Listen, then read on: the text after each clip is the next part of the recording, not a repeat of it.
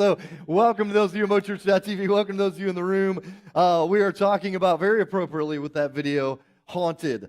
And so, there is a French philosopher from the 20th century who gave a famous illustration. His name is Jean-Paul Sartre. And Jean-Paul Sartre gave this illustration. He said, imagine that you're in a room, he said, and you see a keyhole in the room, and light is coming through that keyhole.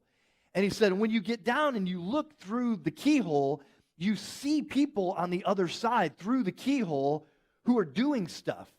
And he says, you know, looking through the keyhole, you realize they don't know that you're watching them, and you're watching them like some voyeur through the keyhole. He said, you can see them, they can't see you. It's like a one-way mirror. And so, wow, there's nothing more empowering, Jean-Paul Sartre says, no more satisfying. And all of a sudden, you realize that there's another keyhole behind you, and there's a little bit of light coming through it. And when you turn around and look and you see the keyhole, you see an eye in the keyhole, and it's watching you. And you're like, whoa. And you realize that your unviewed viewing is being viewed by an unviewed viewer. And you're like, ooh. Suddenly, that's really creepy. Suddenly, you're like, oh man, now, you know, I'm the object, not the subject, and the viewer is able to watch me and what I do and my actions, and they're able to judge me and what I'm up to. And that is dehumanizing, he says. That is unbearable. It's unbearable for us to have people able to see us in our private moments, in moments where we don't want to be seen, and we don't want people to know what our reactions are and all that stuff. And we feel shame. And why? He's saying there's nothing more dehumanizing than to be out of control of what people see of you. Like that we really want to, and we need to control how people see us, how they perceive us, what they think. We need to control what people see. I mean, think that's what social media is all about, is I want to give you a keyhole into my life, but I want to control what you see because I want you to have a certain picture of me, a perception. I don't want you to see me when I'm vulnerable.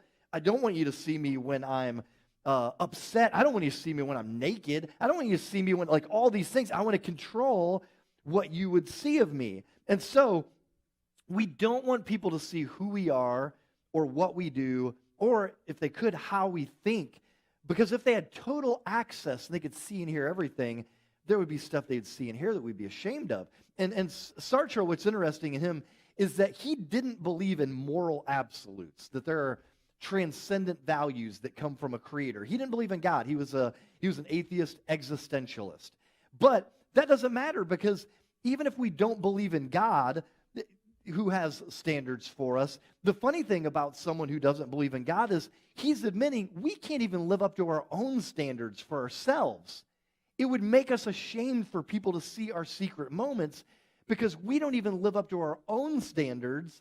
And so he admits, man, that's dehumanizing. And so everyone has a problem with guilt and shame. Everyone longs to be covered. Everyone feels the need to keep other people from seeing who we really are. This has happened ever since Genesis chapter 3, the opening book of the Bible. Genesis chapter 3, the first man, the first woman, Adam and Eve, they choose to disobey God. And it says that in Genesis 3:7, then the eyes of both of them were opened, and they realized they were naked. So they sewed fig leaves together and made coverings for themselves. Suddenly, there was this need, once sin enters the picture, once rebellion against God enters the picture, suddenly there is a need, I need to be covered. I need to control what people can see of me, and I feel naked. So there's this deep need from the very beginning of rebellion against God to have covering. We cannot stand to be uncovered before others, and that's innate to human beings ever since Genesis chapter 3. So we're in this 3-week series. As if that little video and that intro weren't creepy enough, this series is called Haunted, and it's about the late theologian, philosopher Paul Tillich, who once said, for us, modern humans, there are 3 anxieties that there's just no solution to in this world. There's just no solution to. And those three are meaninglessness, which we talked about last week, guilt, which we're talking about this week, and next week we're talking about death. And so there's just, man, those are three things that haunt the modern person. Like, I just can't shake those. There's no remedy for those things in this world. So turn to Psalm 32. Psalm 32 is, you can download the Bible app for free to check out. I'll be in the NIV version. So this psalm, a psalm is typically a prayer or a song. This is a song of thanksgiving in this case. And it was written by a guy named David. He was Israel's greatest king, kind of the Abraham Lincoln of Israel kind of thing. He was the most celebrated of the past. So this psalm is only 11 verses long. But David is in a situation where he's contemplating in the psalm a time in his past, so as he's writing, this time has already passed, where he had lost fellowship, communion, community with God. Why? Because he was trying to hide his sin from God, which sounds funny, but we're like that. We can lie to ourselves about our stuff and be like, oh, yeah, that was bad, that wasn't wrong, I didn't do that, whatever. So he's hiding his sin from God. And so basically he's haunted by guilt because of the fact that he's trying to cover, he's trying to hide. And so you'll notice throughout the psalm that covering up and covering is one of the major themes throughout the psalm. So it says this, Psalm 32. The heading says, of David, a maskil.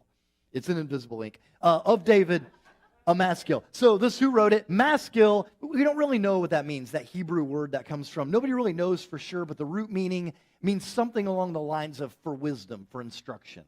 And so there's wisdom in this psalm is kind of what that's saying. And so verse 1, blessed is the one whose transgressions are forgiven, whose sins are what? Covered. Blessed is the one whose sin the Lord does not count against them, and in whose spirit is no deceit. Okay, so this begins with really the best translation for us English-speaking people here is happy. It really is, happy is the one. Happy is the one who, when we try to cover our sin, when we try to hide our sin from God, from others, there's just this physical thing that happens that comes with guilt, that it has like physical manifestations, right? And so we start to feel it, and we're not happy or blessed. We're tormented, we're haunted. And so these verses are talking about what it physically feels like to be haunted by guilt. What it feels like to keep secrets and spiritual mistakes covered. What it feels like to keep silent, as David said, about your sin. So David said, man, my bones ached, and I was groaning all day long. In verse 4, he says, for day and night your hand was heavy on me. Like, I'm sure I am not alone in the boat of, have you ever done something that you just know, man, I feel physically, in my spirit, in my heart, on my shoulders, that God disapproved of that? Like, I feel, am I the only one? Am I the only, like, terrible, nasty sinner here? Everybody else like, nope. You're on your own on this one. Turn up the mic, but nope. So yeah, it's just that there's something physical, like, there's something that's not right that needs to be made right. And he says, your hand was heavy on me. I just feel this weight from you, God, your pressing hand. And he also says in verse 4, my strength was sapped. And he compares it to a hot summer day, like I'm walking around Cedar Point, I'm thirsty all day, or I've unwisely been drinking soda all day, and I'm just walking around sapped, it's humid, it's hot, and my energy, this internal struggle is so bad that my energy is sapped. It's like he's saying at times I was reduced to complete inactivity, feeling almost drugged. I was so weighed down by guilt, and at times I could hardly lift a finger to move. Other words, it's like I had bouts of depression because of what I felt about who I was being, what I was doing, or what I had done.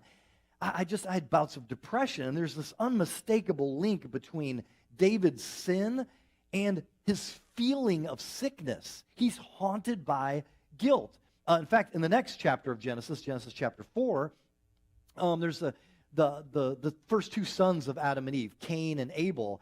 Cain kills his brother Abel, the first murder that occurs in human history. And afterward, he says in Genesis 4:13, my guilt is greater than I can bear. Like it is this weight on me that I feel on my shoulders. My guilt is just greater than I can bear. So Cain could feel the weight of his responsibility of how he had sinned against God and against others. There's one scholar wrote about this, about David saying, this heavy hand he's feeling and my strength is sapped. He said, it's interesting that the suffering appears less as the result of divine assault than the outworking of the author's own repressed guilt. Now, what he's saying there is basically like he's making himself sick by repressing his guilt, denying his guilt. I don't need to feel bad about that because she did this first. It's like I'm finding ways to excuse it, repress it, push it down, but yet physically he's feeling more and more sick. He can't repress it, and it's like God doesn't even have to be active in this situation, is what he's saying. It's like your spirit knows it is not well with God. Like God doesn't even have to do anything. You're going to feel that in your spirit as you try to repress that guilt, that you weren't created to be out of fellowship with God. You're haunted by guilt. How many of you have ever heard of Post Secrets? Anybody ever heard of that? Anybody? Okay, a couple people. All right, so Post Secrets was a phenomenon, I'd say kind of around it was in the 2000s, I'd guess. I could just look at the copyright in the book, but that would be too much work. So Post Secrets, I feel like it was around when I was moving from D.C. to Cleveland in 2005. This became a huge thing, and it kind of originated in the D.C. area. But basically, there's a guy named Frank Warren who had an idea for a community art project. And what he did was he took postcards, and he went around, he passed them out to people all over the place in the subway, which we called the Metro in D.C. He passed them out, and he put his P.O. box in the back of them, and he just said, make a little art project, and tell me a secret. And put it on there, and make an art project out of it, and keep the words few and simple, and then just mail it to this P.O. box. And so he put them in between pages and library books, put them on the subway system, handed them to people, it's all over the place. And so eventually he ran out of them, but they started pouring in. And when he ran out of them, they continued to pour in. People had the P.O. box, and it kept spreading. And he just started getting thousands and thousands of people's secrets in some kind of artistic form. And they ranged from sexual misconduct to criminal activity to confessions of secret desires to embarrassing habits to secret hopes and dreams. It was the whole gamut. I mean, it was everything you could possibly imagine. They were in Portuguese, in French, in German, in Braille. I mean, just tons and tons. And so Frank Warren eventually published this book that I keep holding up. It's, full of these little art projects and secrets. And it was fascinating. Sometime around when I moved here, I looked through these, and, there's a big book, but there's also here's a double pager, but there's also usually two a page. And so here's a couple of them. One of them says this. That one, by the way, said I love to pee when I'm swimming, the one that was over there. It was a chick swimming, so girls do it too. This one just has a picture of a dress, and the writing is on the other side of the postcard, so it's subtitled down here. But this one simply says, I'm married to someone I don't love because I wanted to wear the dress. Next one says, there was no deer, I was just driving too fast. That's their confession. Okay, I made up a story, but the truth is I was just being a maniac. Lesson to you teenagers. The next one says, when I'm mad at my husband, I put boogers in his soup. Husbands, keep the peace with your wives. If they're the cooks in the family, I put boogers in his soup. A woman sent that in, okay? Next one says, I tell people I'm an atheist, but I believe I'm going to hell. So here's a person who's like, yeah, I don't believe in it. Spiritual stuff I don't believe in. Inside the guilt of I think that there is a God, and I have kept him at arm's length, and I think I'm going to fry. The next one says, he's been in prison for 2 years because of what I did. 9 more to go. Whoa. And so these are real stories, real people. And then there's one that says, there's a Skittle on the bathroom floor at my job. Every time I go pee, I'm tempted to eat it. There is also a chocolate kiss under my desk. It's been there since I started 1.5 years ago. I still might eat it.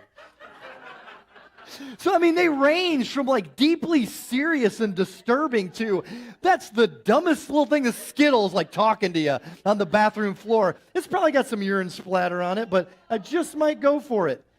It is yellow. Why not? And so today, Post Secrets has a Facebook, a Twitter, an Instagram, and the phenomenon of it has kind of died out, but still Frank Warren just posts constantly these weird, disturbing, and then sometimes funny, images. And so the creator, Frank Warren, said this. He said, after seeing thousands of secrets, I understand that sometimes we believe we are keeping a secret, but the truth is that the secret is actually keeping us. Like, I can't shake this thing. It's still there. I'm haunted by guilt for some of these things. Even when something stupid, like I put boogers in soup, I would want to know that if someone were doing that to me, and they know that. This is something that's not like someone serving time for what I did. This is still like, but would I want that done to me kind of feeling, and I feel guilt about it. Here's what I've learned from Post Secrets. It's pretty simple. That whole phenomenon was just, we weren't created to have secrets. As simple as that is, our spirits aren't well with it. We aren't created to have secrets. We aren't created to cover. We aren't created to live lives cover where we control what everyone can see, and we create an image, and we get to be the one that lets people know, that lets in what we want let in and cuts out. Man, we hate having skeletons in our closet. It haunts us. So it turns a corner here in verse 5. It says this, David says, then I acknowledged my sin to you, and I did not cover up my iniquity. I said, I will confess my transgressions to the Lord, and you forgave the guilt of my sin. So iniquity is just, it's crookedness, it's perversion, of whatever kind. Transgressions, it's really just kind of like I'm going off the right path. I'm off the right, I'm not hitting the mark. I'm not hitting the bullseye with my actions, my motives, my thoughts, whatever it is. And so he's like, I confess. Now, one scholar named Beth Tanner, she said this, verse 5 describes the release from our torture. Like this simple act of David is the release from this torment, this haunting. To confess, in the Greek version of the word, it really means to say the same thing as. So you could picture it means I'm saying the same thing as God is saying about what I've done or what I've thought or what my motives are, that kind of thing. So I'm saying the same thing as God. I'm in agreement with God about what I'm doing, this selfish dream I'm chasing. I'm now in agreement with God. Like, yeah, this is wrong. This is crooked. This is perverted. This is selfish, whatever it is. But it also really means more than just saying the same thing as, like, I'm parroting what they're saying. It really means to get inside that person's shoes. Like, especially the person you've wronged, God and maybe others along with God. I'm getting in their shoes and I'm seeing it from their perspective. I'm saying the same thing as, because I'm now understanding from their perspective what it's like to eat boogers and soup. It's like I'm getting into their perspective, like, man, here's how that would feel. Here's how it would feel for this, that, or the other. So my life in confession here is laid bare before God. And funny thing is, confession is almost like this completely unpracticed spiritual discipline in non-Catholic churches. It's almost like, Protestants or, non-Catholic. I use non-Catholic as the term because I'm like, we're not protesting anything. Like Protestants, that's age-old. But, that's what people generalize say. But Protestant churches, no one ever talks about really confession very often. No one really practices that or talks about it much as like a spiritual discipline. But the idea is just simply this. It's such a healthy practice. It's this thing where you say, man, when I realize I have sinned against God, and sometimes others might be included, but God is always included. When I sin against God, then I say, man, God, like that just hit me. Whoa, I'm really sorry. I had a moment this week in Dunkin' Donuts where I did something. I was just like, man, that was really selfish. That was really stupid. And I was like, dang, God, I'm really sorry. And that doesn't happen every week, but it hit me. It's like, I'm preaching on this. I better do it. No, that's not what it. It's like, dang, crap, man, that was really disappointing. Like, wow, I'm glad there's no keyhole right now that people are just watching this selfish thing. Like, man, I'm really sorry, God. But just say, I blew it. I understand why this is wrong. I understand why this is unhealthy for me spiritually. I understand why this is something you're saying is dangerous for me spiritually or selfish. You're right. I'm wrong. Forgive me. Like, that's the idea of I acknowledge this before God, I confess. So and maybe when you feel like you've done something significant, like, oh man, like that, I feel like that was, wow, that was a potentially game-changing mistake, or that's going to take me 2 degrees off in this direction, but that's going to hurt, like, wow, and you realize that, then maybe it is a time to go, I'm going to go get in a quiet room. I'm going to spend a few minutes with God, or I'm going to spend some time with God confessing to God, or maybe it's I'm going to go on a walk, on a path, and spend some time talking to God during this walk, or maybe it's I'm going to write a letter to God. And I'm just going to kind of be like, man, God, I'm sorry. And I get it. I understand why this is harmful. I understand your perspective on how you're trying to look out for me. You're not trying to be some almighty party pooper. I understand from your shoes why this is dangerous to me. It's such a healthy practice to keep us aware and sensitive. So coming up in verse 8, here's God's reply. Now, it's not put in quotes because scholars debate. Is this a reply from God, like to David, or is this kind of an oracle through a priest at the local temple to David, who may have been king at this time or whatever? But regardless, it's God's reply, and it says this: I will instruct you, David, and therefore it's, we're reading it, so it's a reply to us too. I will instruct you and teach you in the way you should go. I will counsel you with my loving eye on you. Do not be like the horse or the mule, which have no understanding, but must be controlled by a bit and a bridle, or they will not come to you. So, verse 8, God's basically saying, here's what I want. I want to teach you now. Now that you've realized I've blown it, I've messed up, now let me guide you. Follow me. Let me instruct you. Let me give you wisdom for life. And be humble. Be teachable. Be intelligently in cooperation with me. Then he goes on in verse 9, and he says, but don't be like this. So this is an illustration of the opposite. And he talks about a horse or a mule. This is what he's saying, is if you ride a horse or a mule, they have a bit in their mouth. And as you ride along, a horse or a mule might want to start veering to the left. Like they're headed toward this ditch because on the other side of the ditch, they see an apple tree, They're like, oh, I'm going to go this direction. And so you pull on the bit, and if you need to, you give them a little kick. Like, ouch, okay, straight again. Like, you're going to break your legs, you moron. Let's go. You're going to kill me too, So you're moving along, and it's still a lot of apples along there. Like, it starts veering left. Like, no, kick, ouch. They go straight. And eventually, over time, they're going to realize, like, okay, I need to keep going straight. I got the picture. And here's the deal. The mule or the horse is changed. They're now going the correct direction. They're not veering off to the left or to the right. They're changed. Why? Because they feel sorry for the pain of their sin. They're sorry for the consequences of what they're feeling from their sin. So really, that's a change out of self-pity. And so the idea is here, the horse or the mule, they don't understand the heart of the master. They're just, ouch. Okay, that's bad for me. Ouch, consequences. I don't like consequences of, that. And so, therefore, they redirect. And they can learn to stay on the path and try to really do their best to stay on the path. But it's not because they understand the heart of the master. It's not because they understand the heart of the one trying to guide them. They're only a horse or a mule. So, when you only see the consequences of your sin, eventually it won't be long. And eventually, you're going to start veering left again because memory fades. And it'll be like, I don't remember how much that hurt. Go to apples. And you start veering left again. And the point here is, like, do you know the difference? Ladies, I know some of you have dated a guy like this, okay? Like, yeah, some cheating boyfriend. He was sorry because he got caught. You know what I'm talking about? At least you've seen some drama on some TV show that was about this or something. Like, he was sorry because he gets caught, and that causes him to feel pain and embarrassment.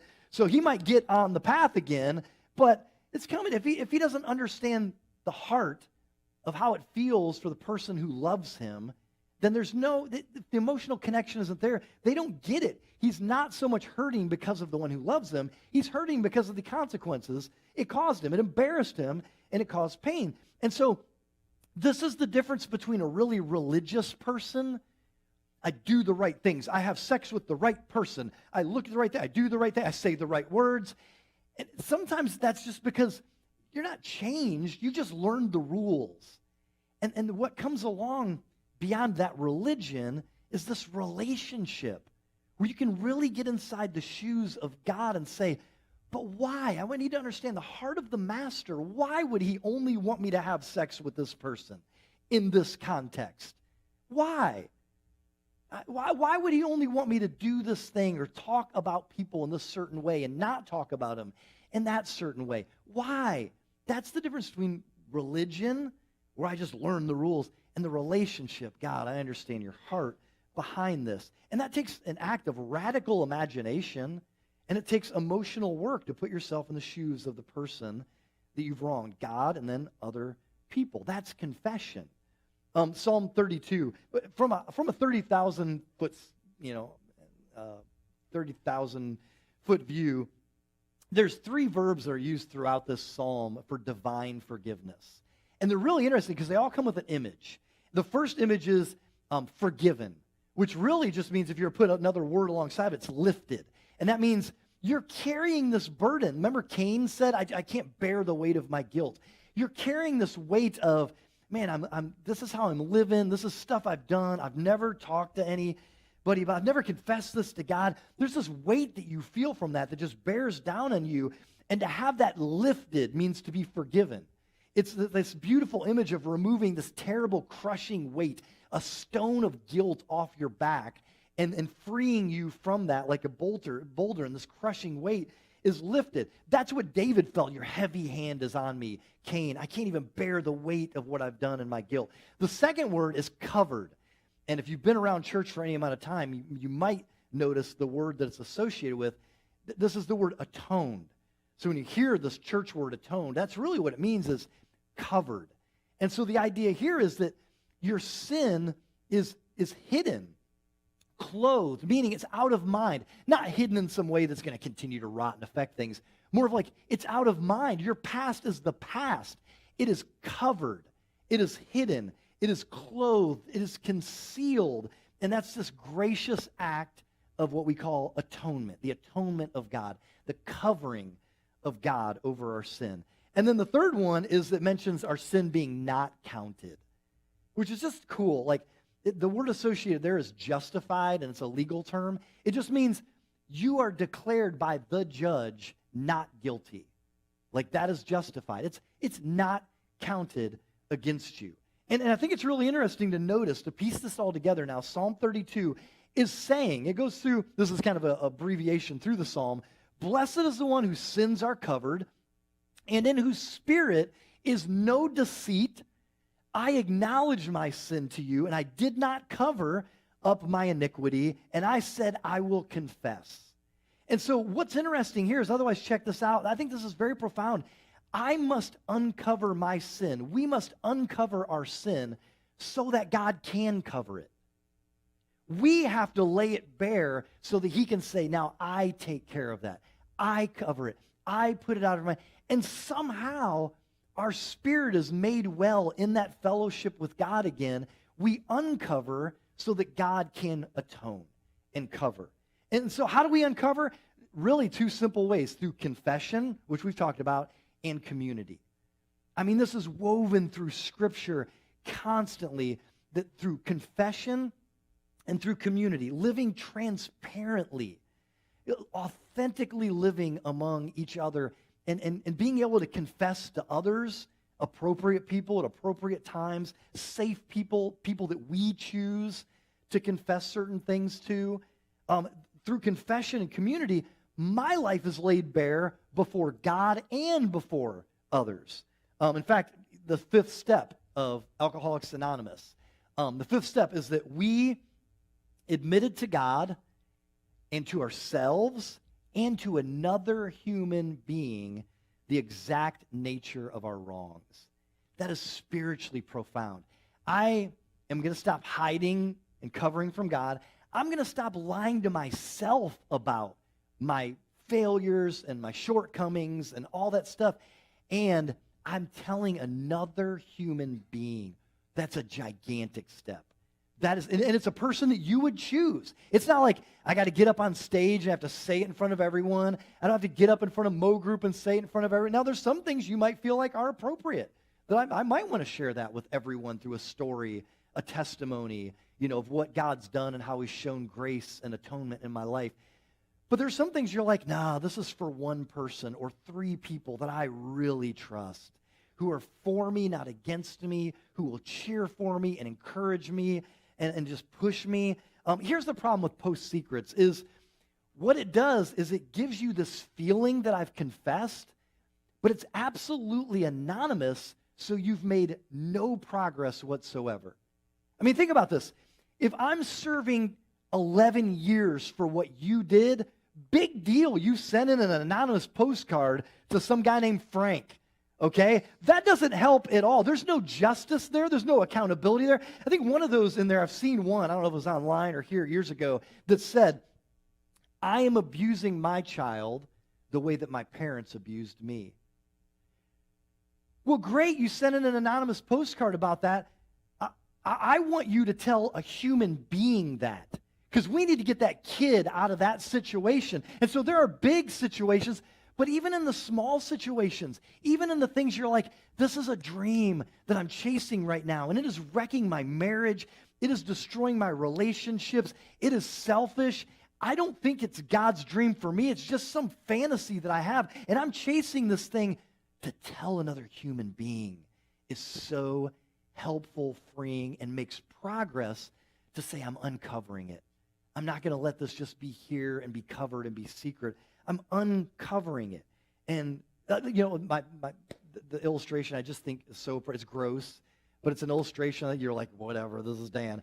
But I think this is a perfect illustration. Sin is very much like a fungus. You pick the fungus. I'll let you do that. That's your joy. You get to pick. Is it a toenail fungus? Is it athlete's foot? Is it jock itch? You get to pick the fungus. But a fungus, here's the deal. Fungi thrive in dark, warm, and your favorite word, moist places. Right? They thrive. That's where a fungus would thrive. And that's exactly the same with sin. It thrives in dark, warm places, man. It thrives there. But as soon as you take sin out of the darkness and you stick it in the light, and another human being, a group of trusted friends, a Mo group, a church, you put it out there in whatever way is appropriate. You put it in the light and it shrivels and it can't continue to thrive and grow. And the power is taken away from it to continue to take over more and more of your life. I mean, that's what happens with sin. When we take it out of the darkness and stick it in the light, there's so much power to say it's uncovered. Now, God, you cover it. It is uncovered. It's out there. I'm not hiding. I'm not keeping silent about it, and I'm not being secret. And that's why you confess your sins to God and to others that you trust, brothers and sisters in Christ. James 5:16 says, confess your sins to each other and pray for each other so that you may be healed. And this is such a beautiful thing about Mo Group. And again, if you aren't in a Mo Group or you got stuff that you're like, man, I'm struggling with it. Again, I'm not saying you show up the first week and you're like, hey, guys, what's going on with me? That's not how this works. There's trust that's built. There's people that you're like, I think that might be my guy. I think those ladies might be my people, whatever it is. But there's this thing where when you hear someone else's mistakes, flaws, wrongs in a Mo Group, you can listen as a fellow sinner, a fellow person who's made mistakes, instead of a perfectionist judge. You can say, man, I've got stuff. It might not even be the same thing as you, but I got stuff too. And you took a major step by uncovering and saying the same thing as God. As long as you're saying the same thing as God, this is sin. This is wrong. I'm not trying to excuse it, but I'm struggling with this weird thing that I'm chasing, or this thing that I've done, or whatever it is, the secret that I'm keeping, this habit that I have, whatever it is. You're only as sick as your secrets. You're only as sick as your secrets. And when you put them out, and I'm in a Mo Group right now that I've loved seeing this happen, where people have just been like, here's for me. Here's for me. And I've been like, man, this is powerful. This is what a Mo Group is. This is the authenticity and the transparency that marks the community of God, is that we can be uncovered and vulnerable so that we can get healing. Dietrich Bonhoeffer, who lived in the time of the Nazi regime, he was a German pastor standing against Hitler in Germany, Nazi Germany. He once said this in a book called Life Together. He said, there's something so liberating as to be so loved that you can finally admit that you're flawed. That means to be in a community where I'm so loved here, it's safe for me to be uncovered. I don't have to try to shape people's perceptions. I can tell them the truth about how I struggle, about who I am. And then somebody else says, man, that's funny. I am too. I am too. And another person says, not me, but man, I totally get it. I struggle with something different. And that's community. There's something so liberating as to be so loved that you can finally admit that you're flawed. This psalm is basically the same thing that happens in 8 Mile. Right? Right? Am I right? Yeah. How many of you have seen 8 Mile by round of applause? 8 Mile, okay. It's the story of Eminem, but they awkwardly changed his MC name to B-Rabbit, which is the dumbest rapper name of all time, okay? And so there's basically rap battles through this whole film. Him versus the master, Papa Doc, who, by the way, it's funny, he's the new Captain America if you go back and look at it. You're like, oh, that's the new Captain America. What? Papa Doc's a superhero? Well, he was a superhero of rhymes in 8 Mile. And so in these battles, now for the hip impaired, a rap battle is you get, say, 30 seconds to insult the other rapper deeply about their mother, about anything you would like to say about them. This is a rap battle. And then they get 30 seconds to insult you and your mother in any way they want to, and then people applaud on who won. We haven't done this recently in Momentum, have we? All right, kick a beat back there. Let's go. Let's get some. So that's a rap battle, okay? And so at the end, Eminem's character, B-Rabbit, gets up, and he's going up against Papa Doc in the championship round. And he looks at Papa Doc, and he says this. He says, this guy ain't no MC. I know everything he's got to say about me. And he goes through everything about him that Papa Doc could make fun of. He says, sure, I'm white. I'm a bum. I do live in a trailer with my mom. I got a dumb friend who shot himself in a leg. Papa Doc's crew jumped me and beat me up. Yeah, that's right. They all jumped me, beat me up. One of Papa Doc's crew slept with my girlfriend. He just goes through the most embarrassing things, everything that Papa Doc could say. And then at the end of his freestyle, he says, here, tell these people something they don't know about me. And he throws the mic to Papa Doc. And what happens? Papa Doc has the mic, and he freezes. And pretty soon, the crowd starts cheering. They know he's choking. Why? He's got nothing to say. He has nothing left to say. Like, what does Papa Doc do? He freezes because B-Rabbit took away all of the enemy's accusations. Oh, crap, this will preach. This will preach right here, people. This will preach. Satan is the accuser. The devil is the enemy, the opponent. This is the point, is when you uncover to God and to trusted spiritual brothers and sisters, like, we steal all the enemy's accusations, the exact things he could use to haunt you, the things that he could use to whisper to you to say, but you're that. You did that thing, so you will always be that thing. You have the secret. You have this thing. No! What else do you have to say about me?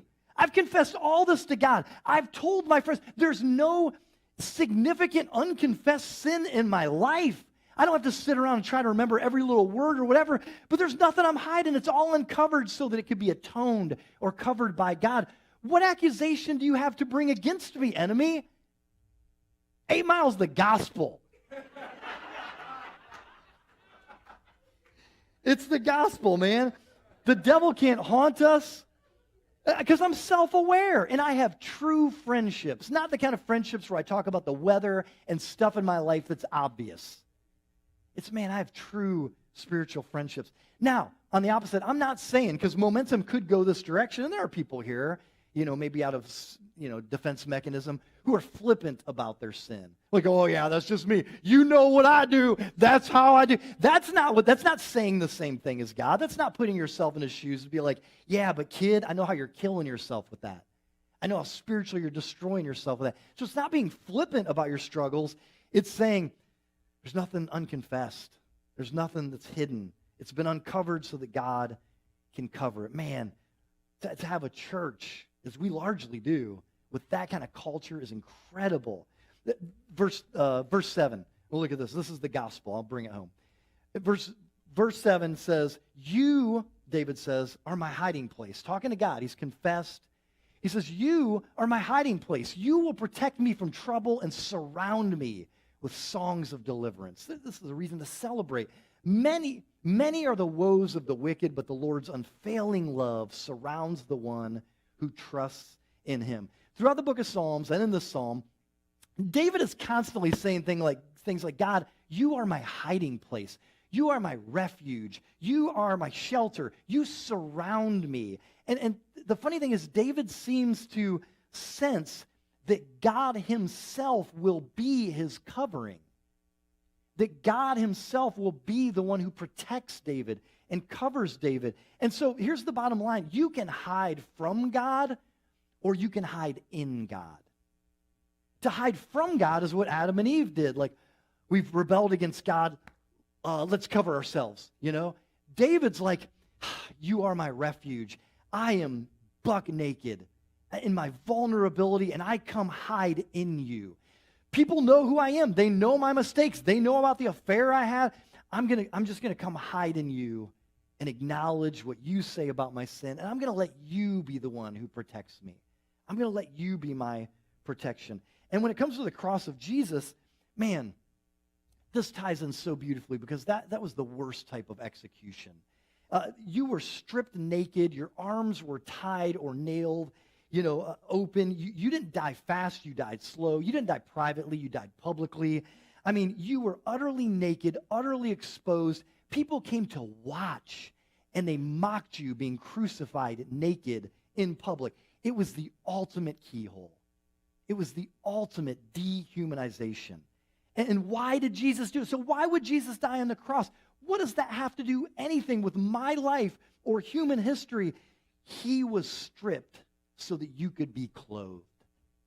He was stripped so that you could be covered by what he was doing on the cross. That's called the atoning death of Jesus, the atoning death of Christ, that his death covers our sin. And the cross is the ultimate example of God also forgiving, meaning lifting, removing the weight of sin from our shoulders by bearing the weight of the guilt of sin on the cross. And a lot of times when I'm baptizing somebody, man, my favorite image to share, and I try to share it in a sermon every 3 or 4 years, but Galatians chapter 3 says, in Christ Jesus, you are children of God, speaking to Christians, through faith. For all of you who were baptized into Christ have clothed yourselves with Christ. So somehow it's equating putting faith in Jesus and being baptized into Christ because of your faith to being clothed with Christ. What does that mean? It means exactly what it sounds like. It means you put on Jesus like a covering, like a garment, like a cloth. You are atoned by Jesus. So when you walk through life, whatever that thing was that you struggled with, you uncovered it before God and you put faith in Jesus and were baptized. You are now covered with Christ, and when God looks at you, he sees what? Perfection. Jesus, the sinless Christ, because you are covered with Christ. You're atoned by Christ. How in the world can Dan Smith, with my past porn addiction, ways that I've hurt people, all the fights I was in middle school and high school, how could Dan Smith be allowed into heaven on Judgment Day, where God says, this is my perfect heaven. You can't come in here with all that stuff, people. Like if you come in here and try to take advantage of each other sexually and are racist toward each other and all these things, heaven's just going to be like the world was. Your sin can't get into heaven. Well, how can I stand before a perfect God on Judgment Day and be allowed into heaven? Because what does God see when you stand before him on Judgment Day? If you put faith in Christ and you've been baptized into Christ, he sees you clothed, covered with Christ. He sees perfection, and he says, well done, good and faithful servant. Come, enjoy my happiness and partake of it with me. If you haven't put faith in Christ, been clothed with Christ, let's do it before lunch. Be covered. Uncover so you can be covered. So if you're a Christian, why would I keep, if I am a follower of Jesus and I'm clothed with Christ, why would I do the spiritual discipline of confession then? Because it's not like I got to remember every sin or I'm going to go to hell if I say a swear word before the last car wreck. I'm going to go to hell because I didn't confess it. No, it's not like that. That's some legalistic thing. Why do you confess? It's to have that relationship, that fellowship, that communion with God, to keep seeing things the way he sees them, and to be in that fellowship with God, to look him eye to eye and not be like a horse or a mule who doesn't understand it, who becomes desensitized to understanding why the master feels the way he does. And it's like saying, man, I want to live how I should live because I love God and because he loved me and because of what he did for me. God tells us he's the only one that can chase away the ghosts that haunt us. Those three big ghosts, he's the only one that can chase them away. So if you're haunted, you can be happy through God's forgiveness. You can be happy. Blessed or happy is the one whose transgressions are forgiven and whose sins are covered. Let's pray.